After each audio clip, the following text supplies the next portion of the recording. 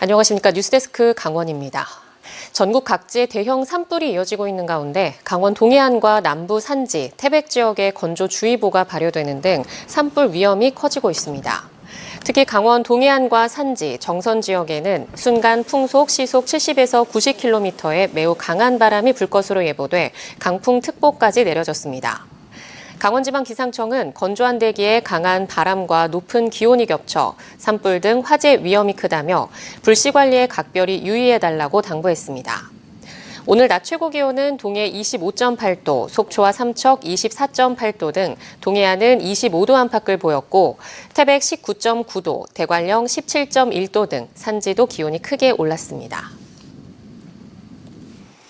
오랫동안 설립이 추진되었던 강릉해양경찰서가 오는 31일자로 인사발령을 내고 업무를 시작합니다.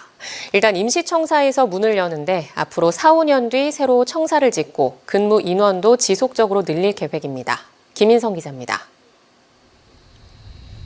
동해지방해양경찰청에는 동해해경과 속초해경 두 곳의 해양경찰서가 있으며 강릉 영진항을 경계로 북쪽은 속초해경이, 남쪽은 동해해경이 맡고 있습니다.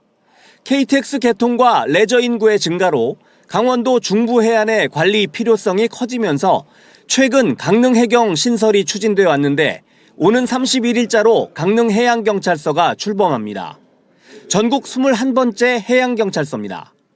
강릉해경은 우선 기획운영과, 경비구조과, 해양안전방재과, 수사정보과의 4개 과에 직원은 199명, 중형암 한 척과 소형정 3척을 갖춥니다.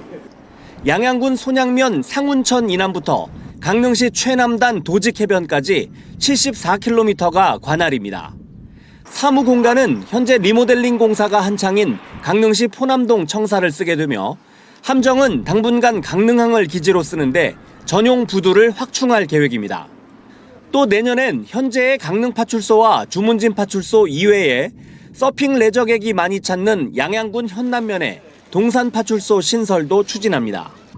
접경 지역을 관할하는 속초해경, 대형 함정을 통해 먼 바다를 지키는 동해해경과 달리 강릉해경은 여름 피서객과 서핑 등의 레저 인구의 안전을 최우선 과제로 삼을 예정입니다. 200명을 적재적소에 잘 배치해서 안전 사각지대가 없도록 최선을 다해서 배치할 것이며 또한 강릉 시민뿐만 아니라 강릉을 찾아오는 전 국민을 대상으로 안전에 특히 연안 안전관리에 집중적으로 해경은 올해 강릉해양경찰서 신설과 관련해 함정 정비 유지와 함정 유류 관리 등 일부 분야에만 예산을 편성한 상황으로 앞으로 부지가 확정되면 청사 신축도 추진할 계획입니다. MBC 뉴스 김인성입니다. 2018 겨울올림픽의 유산, 정선 가리왕산 케이블카를 놓고 관계자들이 긴 수기 끝에 존치로 뜻을 모았습니다. 가리왕산 일대는 산림정원 중심으로 조성해 산림생태 자원을 합리적으로 보전, 복원합니다. 홍한표 기자가 보도합니다. 2018 겨울올림픽 유산인 정선 가리왕산 케이블카 존치 여부가 긴 수기 끝에 마침내 합의점을 찾았습니다. 강원도와 정선군, 지역 주민과 환경단체, 환경부와 산림청, 그리고 전문가까지 다자간 협의체를 구성해 논의한 결과 훼손된 산림은 최대한 복원한다는 기본 방침에 따라 산림유전자원 보호구역은 산림으로 복원하기로 했습니다. 서명식을 갖게 돼서 매우 의미가 있고 특히 이 서명식에서 지역 대표님들, 그다음 환경단 대표님들 오셔가지고 같이 12번 이상 활강 경기장으로 사용한 가리왕산 하부구역은 지역 경제 활성화 차원에서 연구, 교육, 치유, 휴양, 숲체험 등의 방법으로 활용하기로 합의했습니다. 구체적으로는 산림형 정원 조성, 국립산림보건연구원 설립, 2018 겨울올림픽 정선 기념관 건립 등을 주요 대안으로 제시했습니다. 가리왕산 케이블카는 일단 존치하는 것으로 가닥을 잡았습니다. 케이블카 운영으로 인해 얻어지는 경제, 사회, 문화적 이익 효과를 새로 제시된 대안들이 충분히 대체할 경우까지 운영한다는 겁니다. 또 가리왕산의 복원과 보존, 개발을 둘러싸고 민관학 거버넌스인 합리적 보전, 활용 합의안의 공동 이행 추진단이 구성될 예정입니다. 이 협의를 기반으로 해서 케이블카 존치 문제가 이제 결정이 됐기 때문에 앞으로 우리 국민이 소망하는 산림형 국가정원을 조성하기 위해서 정부에서도 많은 관심 가지고 있고 자연 환경의 가치를 유지하려는 환경단체와 지역에 실질적인 혜택을 줘야 한다는 지역 주민이 합일점을 찾아내면서 생태 복원의 세계적 모범 사례가 될지 관심이 집중되고 있습니다. MBC 뉴스 홍한표입니다. 전국 모든 전통시장에서는 온누리 상품권이 통용됩니다. 전통시장 이외 상점가들은 상품권을 받아도 환전할 수 없는 불편이 있었는데 골목형 상점 제도 덕분에 상품권 사용 범위가 넓어지는 반면 가맹률은 저조합니다. 김영호 기자입니다. 매월 4일과 9일로 끝나는 날에 시장이 열리는 양양 5일장. 장이 서는 날이면 시내뿐만 아니라 남대천 뚝길까지 노점상이 펼쳐집니다. 장날을 찾는 사람들은 현금뿐만 아니라 전통시장 상품권도 많이 사용합니다. 좀 는다고 봐야죠. 그래요? 네, 먼저점처럼 안 받을 때보다 좀 받으니까 좀 늘죠. 전국 모든 전통시장에서 통용되는 상품권은 지정된 점포에서만 사용하며 환전할 수 있습니다.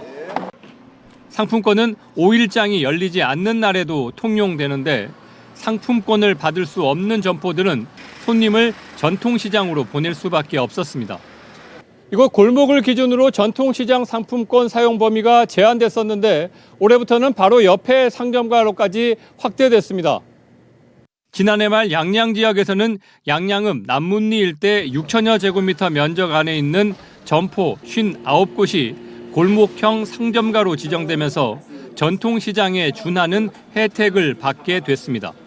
아직까지는 한 10% 정도도 안 될 것 같은데 모바일 쪽으로 뭐 또 할 수 있냐 해서 아직까지 안 된다. 온지 얼마 안 됐거든요, 모바일은. 점점 나아지겠죠. 하지만 상점 운영자들이 고령화되고 경제 상황마저 좋지 않아 양양 골목형 상점가에서 전통시장 상품권 가맹점으로 등록한 곳은 절반이 되지 않습니다. 꺼려하셔요. 이제 그분들 나이들도 드시니까 이것도 바꾸고 또 은행 가서 이거 하는 것도 불편해하시고서 활성화가 좀 되고 나면은 가맹점도 늘 거라고 저는 생각합니다. 골목형 상점가는 정부와 지자체의 상권 활성화 지원 기회도 받을 수 있는데 실질적인 혜택이 갈 수 있는 제도적 고민이 필요합니다. MBC 뉴스 김영호입니다. 강원도 내 한 장애인 시설에서 학대 의혹이 불거졌습니다.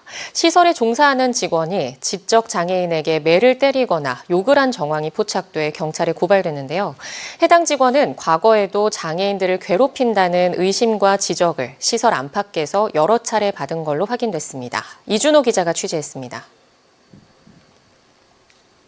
강원도의 한 지적장애인 이용 시설에 근무하는 한 직원의 학대 의혹이 불거졌습니다. 지적장애인에게 여러 차례 체벌을 위해 매를 때리거나 욕설을 내뱉었다는 겁니다.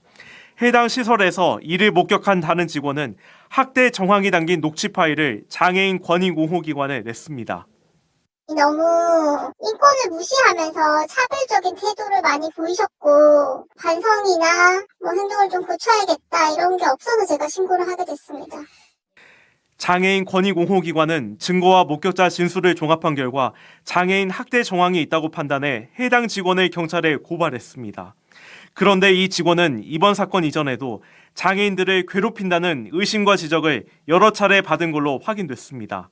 과거 한 장애인의 몸무게 기준치를 설정하고 몸무게가 기준을 넘어서면 장애인에게 벌금을 받았다는 신고가 관할 자치단체에 접수됐던 겁니다. 먹고 싶은 것도 많은 아이인데 그것도 너무 안쓰럽고 틈나는 것도 안쓰럽고. 당시 신고를 받은 자치단체는 별다른 조치를 취하지 않았다고 밝혔습니다. 지적장애인과 합의하에 벌금을 받은 것이고 벌금도 나중에 돌려줬다는 직원의 해명을 들어 문제가 없다고 판단했다는 겁니다.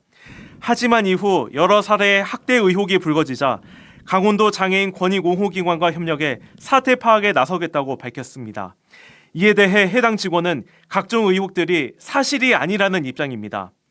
먼저 체벌의 의미로 매를 때렸다는 의혹에 대해 신체에 매를 때린 게 아니고 근처 책상을 쳤을 뿐이라고 설명합니다. 또 몸무게 수치를 빌미로 벌금을 걷어왔던 건 다시 돌려줘 문제가 되지 않는다고 말합니다. 게다가 벌금에 대해 보호자 동의는 안 받았지만 당사자와 합의에 거둔 거라고 강조했습니다. 당사자는 또 이런 오해는 평소 직접 장애인들과 너무 가족처럼 지내다 보니 생길 수 있는 일이라고 덧붙였습니다. MBC 뉴스 이준호입니다. 김진호 춘천시의회 의장의 탄핵 반대 입장 표명을 두고 논란이 치열해지고 있습니다. 시민사회단체인 춘천공동행동은 오늘 춘천시의회 앞에서 기자회견을 열고 김 의장이 일부 시민들에게 탄핵 반대 집회 참가 독려 문자를 보낸 것은 의장의 의무와 책임을 저버린 행동이라고 규탄했습니다. 이에 세이브코리아는 춘천공동행동이 윤석열 대통령을 탄핵시키기 위한 허위 선동을 하고 있다며 같은 장소에서 맞불 기자회견을 열었습니다. 속초 영어도서관 신축 공사가 오늘 기공식을 시작으로 본격적으로 진행됩니다.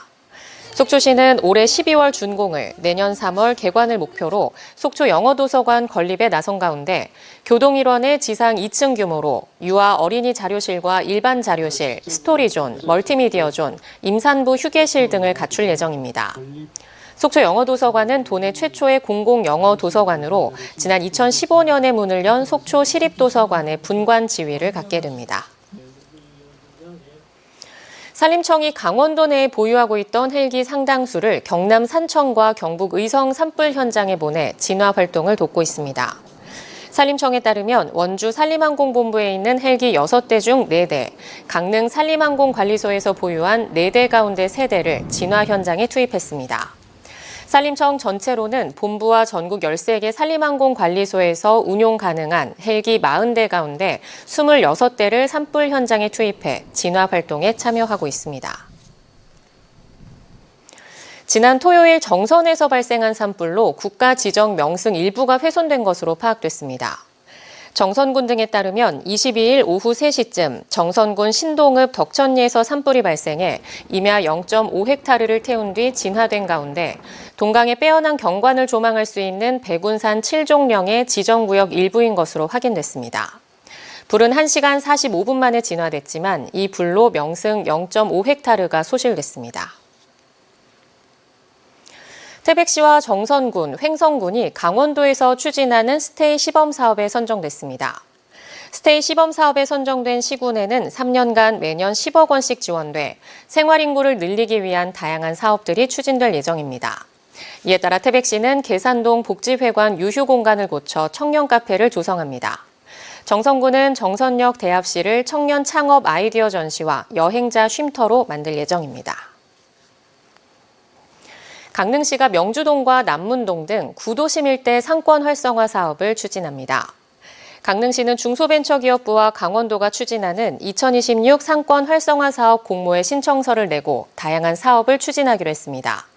강릉 명주동과 남문동 일대는 2023년 동네 상권발전소 지원 사업, 지난해 로컬 브랜드 창출팀 지원 사업에 선정돼 올해까지 다양한 사업이 이어지고 있습니다. 강원뉴스 마칩니다. 시청해주신 여러분 고맙습니다.